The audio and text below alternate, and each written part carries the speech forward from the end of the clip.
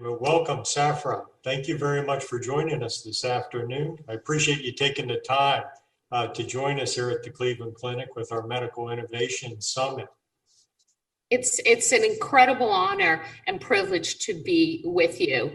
Cleveland Clinic is just such an incredible organization doing such groundbreaking work. I have to say, I've always looked up to the work you do at the Cleveland Clinic, and a very good college friend of mine was pathologist at Cleveland Clinic for a long time. So it's a real honor. It's always a small world. Well, maybe we'll start off, Safra, with telling us a little bit about you and your career. You're the CEO there at Oracle. You and I were talking earlier. You are recovering Chief Financial Officer as well. Maybe give me a little bit of background and the audience a little background about how you rose to the level of CEO at Oracle. Well, it's very interesting because I think if you had asked me when I was a computer programmer in college or at the Wharton School or in law school, whether I would end up working at a software company, I don't think I would have said yes, because when I first started, we worked on mainframe computers in these large computer rooms, and we either had these piles of punch cards that we surrounded with elastic bands, or we had this paper coming out the back of these terminals. And I went to college, I studied that, and then all of a sudden, after law school, I went to Wall Street. At that point, it was the 80s, and it was a pretty fun time to be on Wall Street. And instead of doing anything really flashy, I went over to my bosses and I said, I really think this software thing's gonna be big. It's exactly the words I used, and I think they thought I was crazy. The PC was just starting the democratization of computing, and they figured, you know what, this one is going to be trouble. So let's send her out to California with one of those telephones that you wore as a purse, over your shoulders. Bag phone. And I got one of those laptops that was so big, it was like a suitcase, and you rolled it. And I went to California and started really working with software companies. And about 15 years into that, Larry Ellison said to me, why don't you come over here and help me do a transformation? He thought it was a technical transformation of Oracle. And we realized that we actually had to change our business completely. And as it turns out, the reward at Oracle for doing a good job is more work. And so little by little, I got, and I guess somehow when no one was looking, I ended up as CEO, but don't let titles fool you. I feel not like the big boss. I feel like my 130,000 employees are my bosses every day, as well as my 500,000 customers. Those are my real bosses. So I haven't fallen for this boss thing. I'm pretty sure I figure I'm everyone's employee. How has this impacted Oracle, and how has it impacted maybe changing your strategy going forward as well? Honestly, for us, this came at a time when we were in fact ready. We weren't ready for this global pandemic, obviously, even though all of us who worked for years, a global pandemic would in fact arrive. None of us were in fact ready in that way. However, we have spent the last couple of decades, and especially in earnest the last decade, making sure the two things are widely available inexpensively. One of them is availability of large amounts of data. Anyone who knows Oracle knows that we hold much of the world's critical data. And if you want to keep it secure and you want it accessible quickly, it's in Oracle. So data, listen, our whole company started as a database company. So data, the clue is in the name. The other thing we focused on beside performance and security was having availability of inexpensive compute. We have invested billions in the underlying technology and the rollout of our second generation cloud, because to have real understanding of these large amounts of data, you have to use the newest technologies, artificial intelligence, machine learning, and autonomous capability to keep these systems secure. And I'll tell you, it's one of those things, will be an overnight success, 40 years in the making.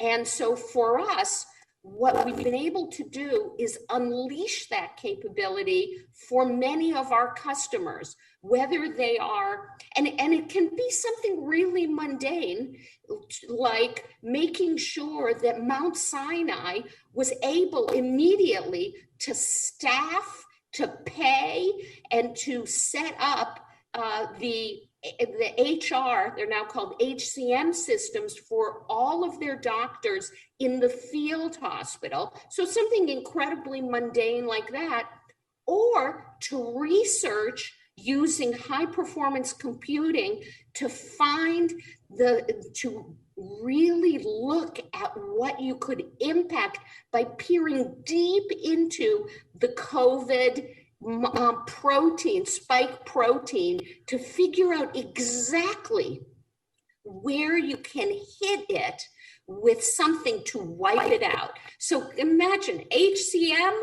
all the way to the little teeny molecules, with, of course, number of different programs to keep track of all the impact of the therapeutics.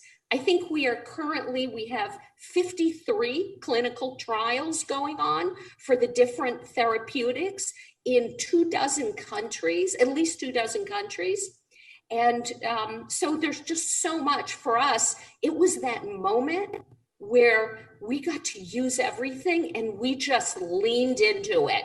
We basically said there's nothing more important than getting this done, and we pretty much brought every piece of us into the fight. How have you seen, machine learning and artificial intelligence really moving this forward? Do you see opportunities where you guys are working at Oracle? Yeah, absolutely. Because you see, first of all, there are a number of different issues. First, with the data, before you can even use AI and machine learning, but I'll get to that. The first thing, though, is the fact that so much medical data is fragmented. It's stovepiped. It's all over the place. If you are on vacation and you, scratch your finger with a rusty nail, you go right into an emergency room you've never been in before, and they start asking you questions. And you have no idea when you had your last tetanus shot, because that's in a folder, even an electronic folder, 3 states away at your doctor's office often. Now, if you're at the Cleveland Clinic and all you do is in the Cleveland Clinic, I'm sure that all your data is in the right place and all fine. But most places, data's everywhere. Now, before you can even use artificial intelligence, you got to get all that data in. And that's been one of the huge blocks, because before we had this massive emergency, everyone said, no, I'm going to hold on to my data. Or even companies and organizations that were willing to share data, immediately, my former colleagues, lawyers, as I'm a reformed attorney myself, would say, whoa, there are regulations about that. You don't want to be doing that.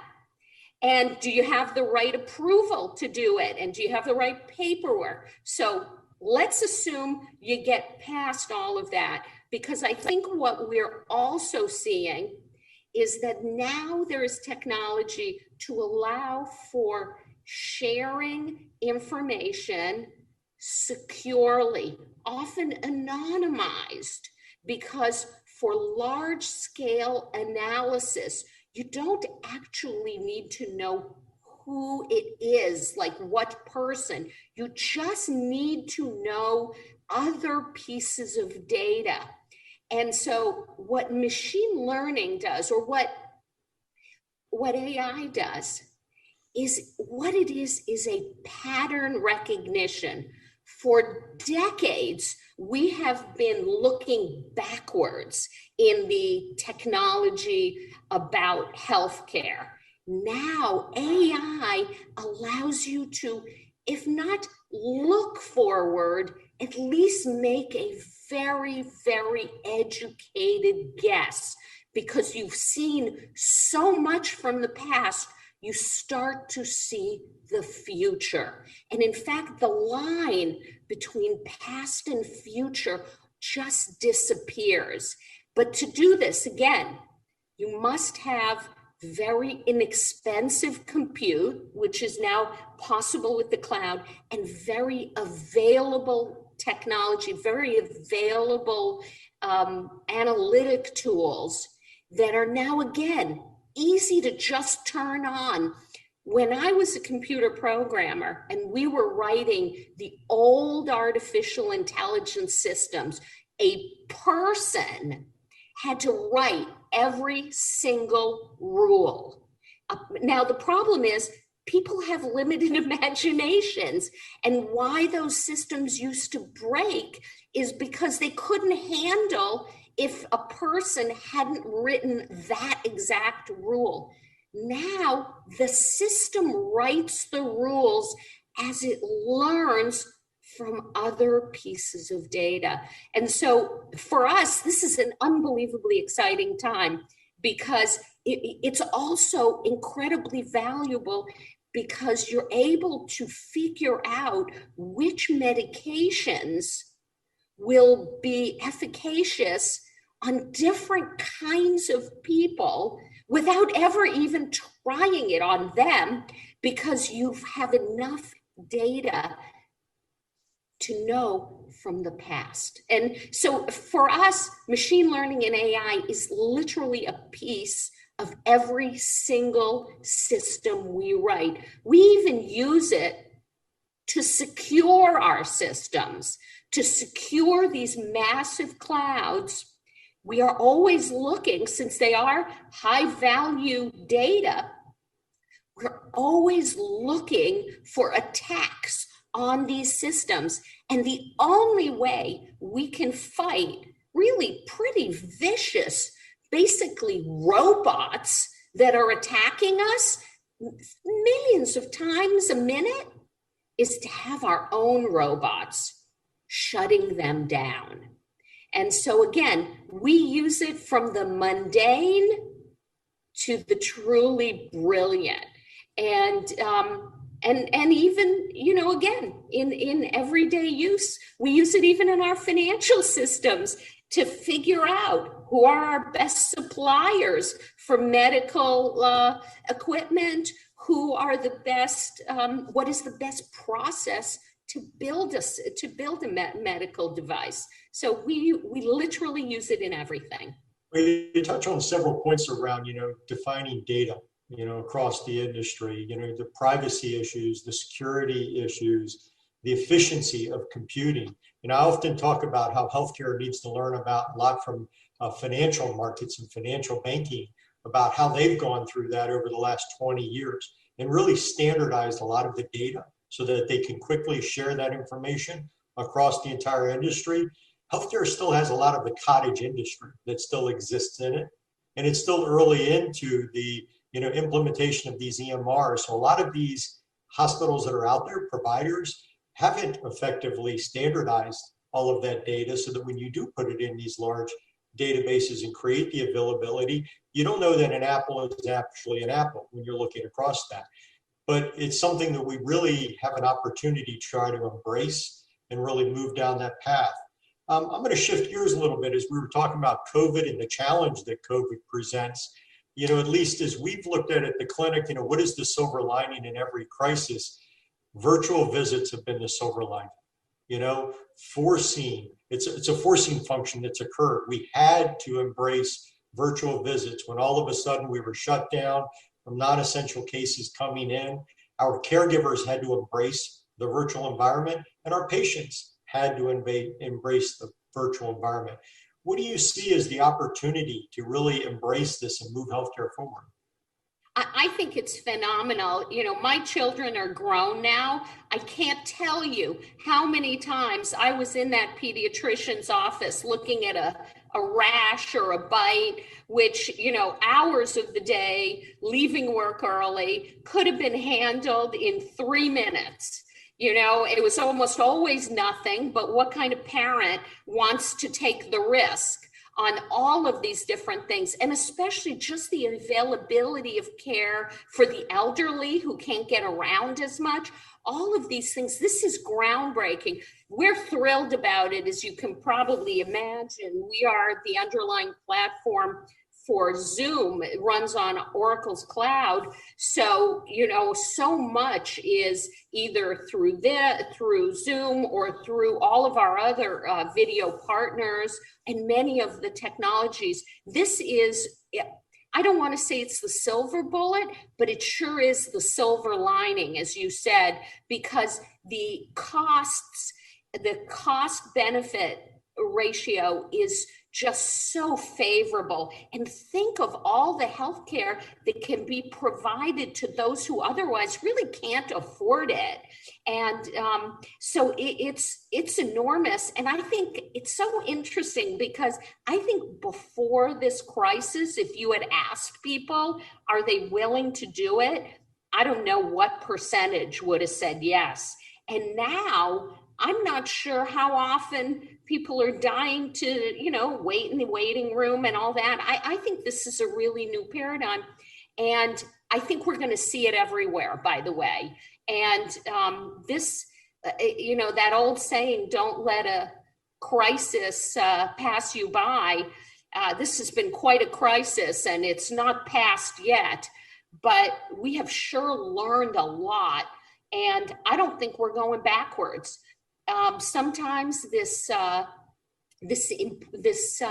incredible drive, I think it's really shown, as especially here in the United States and worldwide, that people are very adaptable when they need to be. And can you imagine anything more important to be adapting to than saving lives? I mean, that's really where the rubber hits the road. Pre-COVID, we saw about 1% of our patients accessing us virtually, despite the fact that we had the platforms available for patients and for caregivers. Today, it's about 15% of our patients are accessing us virtually. And certainly at the peak of the pandemic, when we were really shut down, it was up to 50% or more that our patients were utilizing. So I completely agree. There's a great opportunity. We need to make sure we resist the urge to go backwards, where people feel safer. But to your point, many of our compromised patients, what better than to stay at home where you're safe and access your caregiver? And it's the same with many of the surgical follow-ups you can do virtually as well. The Cleveland Clinic, much like other healthcare organizations, is going through the process of migrating its ERP system to the cloud. We're doing it with the Oracle Cloud solution. What do you think the opportunities are as we take, the large data sets that the clinic has? And you talked about the need to do this efficiently. And that's the key, is healthcare organizations are very low margin organizations. The opportunity to continue to migrate to the cloud, to have access to more efficient storage, but more efficient computing power as well. Well, the thing is, you actually hit it on the head a little while ago. First of all, you have to simplify. You have to standardize. You have to decide that you're going to get from point A to point B this way. not this crazy way you've been doing for 10 years or 15 years or 20 years. And when people tell you, hey, I love change, what they really mean is they love it when you change, but don't change a thing about them. It's ultimately moving to the cloud, moving to lower cost alternatives has to meet one very specific criteria. You have to be able to do more and spend less. And that's very important. It's nice to do more, but it's not nice to spend more. It's not like things are getting, less expensive. Things are expensive, and labor's expensive, and human error is expensive, and security issues are expensive. You have to keep the business as simple as possible, whether it's the accounting or whether it's the analysis of cures and medications, or whether it's warehouse, management, pharmaceuticals management, or it's your HR system. Everything's got to be as simple as possible. In fact, in almost all these transformations to the future, to a modern system, the hard part, and that you're going to think I'm crazy when I say this, the hard part's not the technology. The hard part is the sociology. It's the people. The adoption, the change that needs to occur. And I think there's so many opportunities around that in healthcare where, again, as I said, it's a cottage industry. You have enormous inconsistency of how things are done across healthcare delivery. Even as across the industry, we've made massive investments in really digitizing medicine with the implementation of EMRs. But each one of these implementations, if you don't have the standardization you're talking about, pulling the data out of there, again, doesn't mean you have an apples to apples comparison. And we see this every time we acquire or bring another hospital into our system. We immediately start looking into what even if they're on an EMR, they could have defined things differently. So once you pull it out, you're not comparing apples to apples. So it's really a lot of the standardization around that, but then making it accessible, quickly accessible to both the patients, but also the caregivers as well. Tremendous opportunity around creating that efficiency with the caregivers as well. Have you guys looked at, we have these large EMRs that are out there, the opportunity for data to exist above the EMRs, right? With all of the non-EMR data, the patient-generated data I was talking about earlier, and leveraging the cloud? Well, I have to tell you that for us, COVID, this disaster that is COVID, this tragedy of human life worldwide, actually made us realize that this had to change. And we've rewritten systems that bring together therapeutic data, that allow the patients themselves to input data. We've put into actual practice scheduling, immunization, all of the, just absolutely everything related to this whole COVID situation, whether it's symptoms, whether it's medications, whether it's therapies, vaccine, everything. We've built a system that is now rolling out actually worldwide for many, many uses that bring this together, because otherwise it was truly impossible. Everybody, let's just even give the credit that everyone had EMRs, which of course we know they didn't, but let's even say they did. They were all different. They were as if they were, I've got all my data over here, and yet it's locked in there. It's not in a format that it can be shared. And when you bring three of them together, it makes, as you just said, apples are not apples. That's a pear, and that's grapes. It was so different that we basically had to decide this is not a good way to go, and this is not the healthcare system of the future. And we decided one had to be written, and we've been working with a number of the major medical centers, actually worldwide, Wake Forest, just a number of them, and your folks, to figure out what is the way for the future, because we know one thing. This global pandemic, which we've known was coming, we weren't ready when it came. And you know what else we know? Another one will come, and we're going to be ready. No, absolutely right. Dr. Serpor Erzurum, who runs the research center here at the Cleveland Clinic, has been talking about that before this pandemic. The clinic is really focusing on expanding our Center for Emerging Pathogens, not only to help advance the treatment of cancer and others, but also as we talk about preparing for what may be the next one that comes, because this isn't the first one, and it's not likely to be the last one. But as we talked about, this is where really the opportunities to make that data more available and more usable. And that's been one of the amazing things that's come out of this crisis as well, the sharing of research information across the globe, as people have tried to accelerate the development, the understanding of the disease, the treatment of the disease, and the development of a vaccine.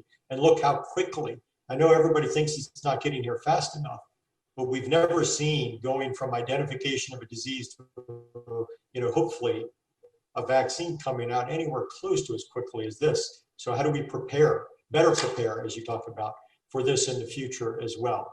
Well, I know we're about to wrap up, but I'd like to just, what parting words of wisdom do you have for our audience as we think about the intersection of utilizing technology and the opportunity around technology about delivering, both innovation and superior patient care as we move forward? Well, I would say that this is a time to really put your foot on the accelerator. People always think it's risky to go fast.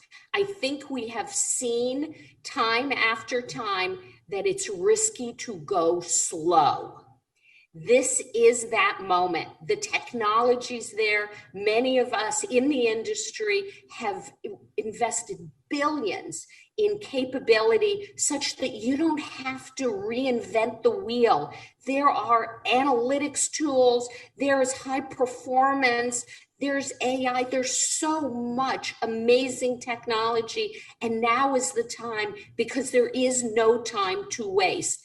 As you said, Steve, the reality is the vaccines are coming out very soon. It is basically miraculous. When was the last time you would have something within a year? It's unheard of. Well, you know what? That should be our new normal. Why should thousands, hundreds of thousands, or millions die in any of these medications?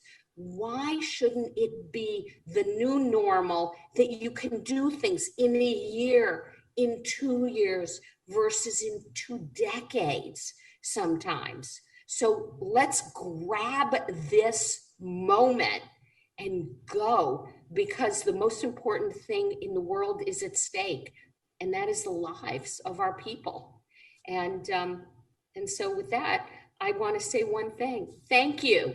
Thank you for inviting me. It's a privilege. It's an honor. And I can't wait to see you face to face. I look forward to that as well. And Safra, again, thank you very much for taking the opportunity to talk with us this afternoon. And stay safe. Thank you. You too. Thank you.